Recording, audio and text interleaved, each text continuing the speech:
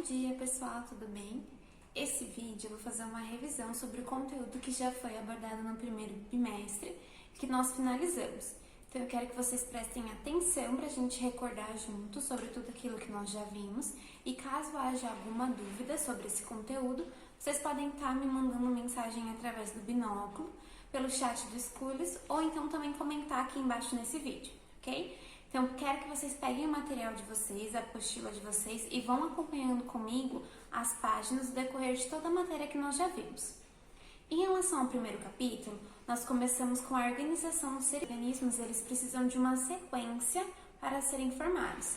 Então, primeiro nós começamos com a célula, depois os tecidos, órgãos, sistemas, para aí sim completar todo o organismo. Nós vimos também sobre o DNA, que é formado por uma dupla hélice e que o seu conjunto gera uns genes. Os genes, eles são responsáveis por dar as nossas características. Então, cor de cabelo, cor da pele. Quem vai decidir isso são os nossos genes, que são ativados ou inativados de acordo com a sua sequência de DNA.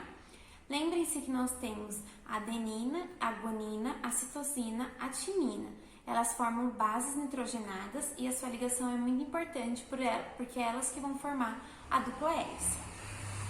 Além disso, nós vimos também sobre a formação de clones e sobre a doação de órgãos. Lembrem-se que a doação de órgãos ela pode ser feita tanto em vivo, que são realizadas através de transplantes de pacientes em que ambos estão vivos, ou então feita através de cadáver, quando uma pessoa já morreu e ela faz a doação dos seus órgãos que ainda estão funcionando para uma outra pessoa que precisa desse transplante.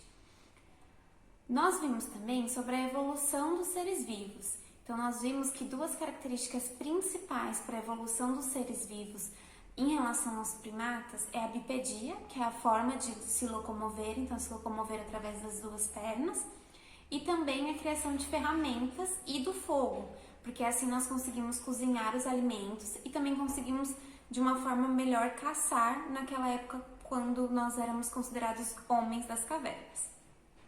Já no segundo capítulo, nós vimos sobre os alimentos e o sistema digestório.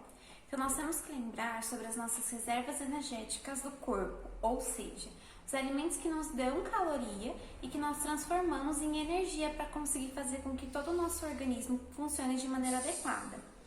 O primeiro deles são os carboidratos. Lembrem-se sempre que os carboidratos são a primeira fonte de energia do nosso organismo.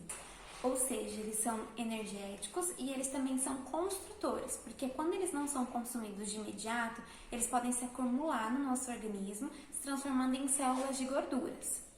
Além disso, nós também temos os lipídios. Os lipídios, eles são conhecidos como os óleos e as gorduras, e eles são utilizados como segunda fonte de reserva energética do nosso organismo. O lipídio mais conhecido por todos nós é o colesterol, e lembrem-se que existem duas enzimas que são responsáveis por carregar ou retirar esse colesterol do nosso tubo sanguíneo. Então, nós temos o HDL e o LDL, ok? Além disso, nós também temos as proteínas. As proteínas, elas são conhecidas como aminoácidos e eles são responsáveis por serem construtores de todos os nossos tecidos, ok? Além das proteínas, nós temos as vitaminas e os sais minerais. As vitaminas mais famosas são as do complexo A, D e K, tá? Então, lembrem-se que as vitaminas mais famosas são a A, D, E e K. As vitaminas, elas são responsáveis por regular o nosso corpo, em conjunto com os sais minerais. E os mais importantes sais minerais que vocês têm que lembrar é o cálcio, que é constituinte principal dos ossos, e também o ferro, que está presente na hemoglobina. Lembrem-se que o ferro, ele é responsável por carregar as moléculas de oxigênio dentro da hemoglobina e fazer com que todo o nosso sistema circulatório e respiratório funcione de maneira adequada. Além disso, nós também vimos sobre alimentações balanceadas, sobre vegetarismo e também pelo índice do IMC. O cálculo do IMC, lembrem-se que é um cálculo simples que nós fazemos e que ele vai determinar a quantidade de gordura corporal que nós temos no corpo. Então, o cálculo é a nossa massa, então quantos quilos nós pesamos, dividido pela nossa altura ao quadrado. Isso vai nos dar o índice de IMC e através das características da tabela que nós conhecemos pela Organização Mundial da Saúde, nós vamos ter a faixa se você está de acordo ou não com aquela faixa de peso que você possui atualmente. Além disso, nós vimos sobre o metabolismo. O metabolismo, nós consideramos ele como o fator principal de toda a nossa homeostase, ou seja, de todo o funcionamento correto do nosso organismo. O metabolismo, ele tem como característica principal ser representado pela molécula do ATP.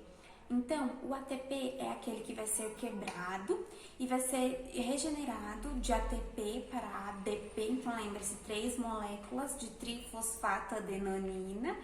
Então, ela é a molécula principal para fornecer energia para o nosso corpo e ela é sempre degradada e reconstituída. Além disso, nós vemos também sobre as enzimas. As enzimas, elas são consideradas proteínas principais porque elas são específicas em cada local do nosso corpo e elas podem acelerar o processo de digestão, por isso que elas são muito importantes, ok? As principais que nós temos como exemplo, existe a amilase na boca, que ajuda a degradar o amido, existe a pepsina no estômago, que é responsável por degradar o nosso alimento. Então, o papel principal das enzimas é acelerar esse processo de digestão, ok? Sabendo então de todas as reservas energéticas que o nosso organismo possui, nós entramos no sistema digestório. Nós falamos, já sobre todos os seus órgãos auxiliares e as suas funções. Então vamos recordar. O caminho do alimento, ele começa principalmente e primeiramente pela boca. Na boca nós temos os dentes e a língua que facilitam a digestão desses alimentos. E a língua, ela é principal porque ela vai fazer com que nós conseguimos empurrar esse bolo alimentar que é formado pela nossa faringe. A faringe e o esôfago, eles são considerados canais principais porque é através deles que vai fazer a passagem do alimento. Lembrem-se que no esôfago nós temos principalmente o movimento peristáltico que nos ajuda a fazer isso, fazendo com que o bolo alimentar consiga ser empurrado, uma espécie de cano, para baixo até chegar no nosso estômago. Então aqui, nós temos como representação a faringe e o esôfago. São canais que vão empurrar o nosso alimento até o nosso estômago. Chegando no estômago, nós temos esse órgão principal como estômago, vou mostrar aqui para vocês. O estômago, ele é responsável pela produção de ácido clorídrico, que vai fazer com que o ambiente naquela região seja extremamente ácido, por isso que nós temos a produção de muco. Lembrem-se que quando a produção de muco é menor do que a produção de ácido clorídrico, algumas pessoas podem desenvolver gastrite, que é a inflamação do tecido da parede do estômago, tá? Lá no estômago, uma enzima que vai trabalhar é a pepsina.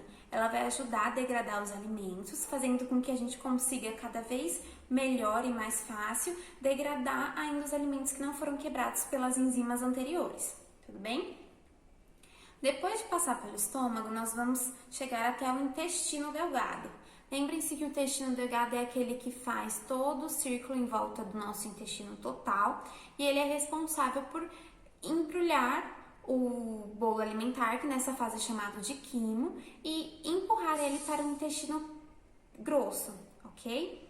Então, no intestino grosso, nós vamos ter as primeiras formações de fezes e principalmente nessa etapa é onde é realizada a reabsorção de água, né? Ok? Depois que passar pelo intestino grosso, vai para o ânus e nós vamos eliminar as nossas fezes. Lembrem-se que fezes aquosas, elas são conhecidas também como diarreia, e que a diarreia em excesso ela pode gerar uma desidratação do organismo. Então a desidratação ela é muito prejudicial porque ela pode levar sim o indivíduo à morte, porque isso significa que ele está perdendo água, sais minerais e vitaminas pelas fezes, e isso não é correto de ser eliminado, ok? Outra coisa também que nós temos que ficar atentos é em relação à presença de sangue nas fezes. O sangue ele também não deve ser eliminado nas fezes, então isso pode indicar que o paciente ou aquela pessoa esteja passando por algum problema em todo o seu sistema digestório e deve ser investigado. Além disso, nós temos os órgãos auxiliares. Lembrem-se que os órgãos auxiliares, eles não fazem parte do sistema digestório no total, então eles não fazem parte do caminho do alimento, mas eles ajudam secretando principalmente sucos que vão facilitar essa digestão. Quais são eles? Primeiro deles é a vesícula biliar. A vesícula biliar ela é responsável por armazenar a bile. O que é a bile? A bile é um componente que vai degradar as gorduras. Então, ela vai degradar os lipídios, que são os óleos e a gordura, que fica um pouco mais difícil para o nosso organismo conseguir degradar sozinho. A vesícula biliar, ela só produz, então o tempo inteiro ele está jogando para outro órgão, o fígado. O fígado ele é responsável por acumular a bile e ele também ajuda a degradar essas gorduras, ok? Além disso, nós também temos o pâncreas. O pâncreas ele é responsável por produzir o suco pancreático, que também ajuda a degradar os alimentos e acelerar o processo digestório. Então, lembrem-se sempre que esses três órgãos, vesícula biliar, fígado e também o pâncreas, eles são auxiliares e eles ajudam a acelerar o processo de digestão, ok? Bom, pessoal, em relação à nossa revisão, era isso que eu tinha para passar para vocês. O que eu vou pedir para vocês fazerem agora? Quero que vocês acompanhem o livro de vocês, vejam os exercícios de fixação que eu tinha deixado aqui no Schools para vocês resolverem antes de terminar as nossas aulas e peço para que vocês tentem fazer novamente aqueles exercícios. Eu sei que nós ficamos um mês afastado, então pode ser que vocês tenham alguma dificuldade em relação ao conteúdo. Então peço que mesmo para aqueles que já resolveram e já me mandaram, façam novamente para ver se está tudo esclarecido, porque nós vamos precisar de todo esse conteúdo para trabalhar e começar o segundo bimestre, ok? Então essa é a tarefa de vocês, façam esses exercícios e me mandem. Outro recado que eu tenho que deixar para vocês. As nossas aulas são divididas, então teoricamente eu teria que entrar 2 vezes na sala de vocês durante a semana. Como que nós vamos fazer agora na parte online? Todas as segundas-feiras eu vou disponibilizar um vídeo com conteúdo do que a gente vai trabalhar. Então, a partir de segunda-feira que vem, nós já vamos começar com a apostila do segundo bimestre com conteúdo novo. Toda quinta-feira vão ser os exercícios. Então, eu vou, na segunda-feira, passar o vídeo para vocês, deixar os exercícios que vocês terão que fazer. Na quinta-feira eu volto, a gente corrige esses exercícios, passo o gabarito para vocês corrigirem. E não esqueçam de mandar qualquer dúvida que vocês tiverem através do chat do Schools, do Binóculo, ou então comentar aqui no vídeo, tudo bem? Acho que é isso, por hoje é só. Espero que vocês tenham gostado. Não reparem que a Pro ainda tá um pouquinho nervosa em relação a isso, mas vai dar tudo certo e conto com vocês, assim como vocês contam comigo. Um beijo e até quinta-feira.